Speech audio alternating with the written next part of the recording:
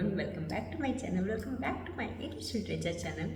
सो जैसा कि आप से हम आज मेरा डे 3 है जो कि रेगुलर में कंटिन्यू वीडियो पोस्ट कर रहे हैं। तो आज हम पढ़ रहे थे 5 लिटरेरी एडवांस लिटरेरी वर्ड्स जो कि इंग्लिश लिटरेचर में, और मुझे लगा कि आप सबको भी बताना चाहिए, आप सबको भी ये हेल्पफुल हो जाएगा। आप पढ़ोगे और रिवाइज हो जाएगा, जो लोग रिवाइज कर रहे हैं उन्हें रिवाइज हो जाएगा, और जो पढ़ रहे हैं, जो बिगनर्स हैं, उनके लिए तो और अच्छा है ये वीडियो। तो यस, शुरू करते हैं। मैंने सोचा कि ये बहुत ज़रूरी है क्योंकि ये PYQs में पूछे गए हैं। अगर आप PYQs से तैयारी कर रहे होंगे तो yes, you know about that these words, ठीक है। तो पहला है हैमर्शिया, ठीक है। हैमर्शिया का मतलब होता है अ ट्रेजिक फ्लॉ और error in judgment that leads to the downfall of the tragic hero, ठीक है। और इसका सबसे बड़ा एग्जाम्पल है मैकबेथ। अगर मैकबेथ देख लीजिए या हैमलेट देख लीजिए तो उसमें ये हैमर्शिया का प्रॉपर दिखाया गया है। एंड सेकेंड वर्ड है catharsis. Catharsis is so emotional purification, ठीक है।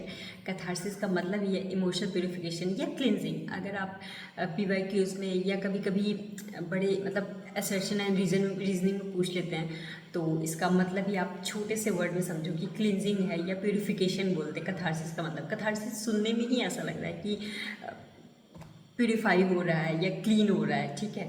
तो इसको तब यूज़ करते हैं जैसे कि अगर कोई इंटेंस ड्रामा चल रहा हो और उसमें ऑडियंस बहुत इंटेंस वे में देख रही हो, ठीक है। ऐसा कोई ड्रामा चल रहा हो तो उसमें कथारसिस यूज़ करते हैं बिकॉज ऑफ ऑडियंस, ठीक है। एंड देन उसके बाद हमारा थर्ड वन आ जाता है बिल्डुंग्सरुमान। बिल्डुंग्सरुमान बहुत इम्पॉर्टेंट वर्ड है जो कि हर जगह पूछा जाता है। बिल्डुंग्सरुमान बोलते हैं कि आप कोई भी कैरेक्टर हो, किसी भी नॉवल में कैरेक्टर का कोई प्रोटोगॉनिस्ट मतलब होता है मेन कैरेक्टर, ठीक है।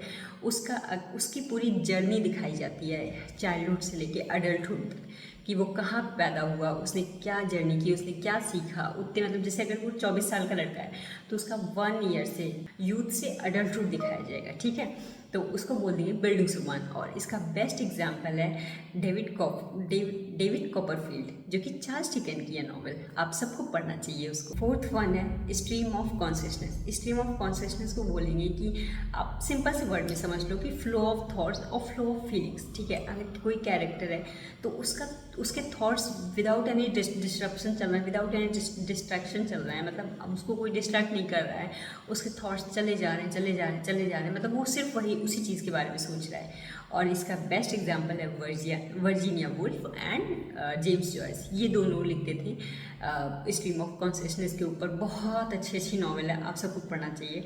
एंड फिफ्थ वन है ऑब्जेक्टिव कोरिलेटिव्स। ऑब्जेक्टिव कोरिलेटिव सबसे मेन इंपॉर्टेंट है कि आपको ऑब्जेक्टिव कोरिलेटिव किसने डिस्कवर किया था, किसने कॉइन किया था, तो इंट्रोड्यूस किसने किया था, तो इसको T.S. एलियट ने किया था। और T.S. एलियट ने इसको किस में किया था, हैमलेट एंड हिज प्रॉब्लम में किया था। आई होप सो, हाँ, क्योंकि बहुत दिन हो गया मुझे पढ़े हुए तो, लेकिन मुझे इतना श्योर है कि हैमलेट एंड हिज प्रॉब्लम में T.S. एलियट ने इसको इंट्रोड्यूस किया था। तो इसको बोलेंगे ऑब्जेक्टिव कोरिलेटिव का मतलब है कि set of object and situation और event used to evoke particular emotion in the reader, ठीक है। तो yes, these are 5 advance literary terms जो कि आप सबको पता होने चाहिए। और आज के लिए बस इतना ही, फिर मिलेंगे, कल मिलते हैं कोई और नए टॉपिक के साथ, नई चीज़ों के साथ, क्योंकि ऐसा हम पढ़ रहे थे तो मुझे लगा कि आप सबको भी बताना चाहिए, तो हेल्पफुल होगी ये video. So bye bye, and if you like this video तो like and subscribe and share with all your friends. So bye bye, take care.